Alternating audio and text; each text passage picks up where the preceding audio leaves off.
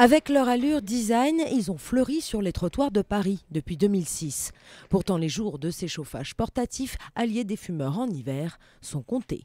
Nous demandons par ce règlement aux responsables des terrasses de peu à peu mettre fin au chauffage au gaz, qui est particulièrement nocif, parce qu'il y a des émanations de gaz et qu'il peut y avoir des dangers aussi avec ces appareils, et que ceux qui veulent chauffer ne chauffent que à l'électricité. Les cafetiers parisiens ont désormais 2 ans pour installer des chauffages électriques, sachant que ces nouveaux systèmes seront taxés. Une manière d'encourager la suppression pure et simple des chauffages, réclamée en vain par les écologistes. Une suppression que peu de commerçants envisagent aujourd'hui, ils font plutôt les comptes. Ça va nous coûter quand même pas mal d'argent. Il faut tout changer, tout réinstaller, tout le système de A à Z.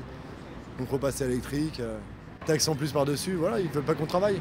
Car d'autres contraintes sont prévues dans ce nouveau règlement pour les cafetiers. Ils devront ainsi supprimer les bâches en plastique jugées inesthétiques au profit de structures en dur comme celle-ci. Enfin, la mairie leur demande d'installer des cendriers. À Paris, pas moins de 315 tonnes de mégots sont ramassées chaque année par les services de la ville.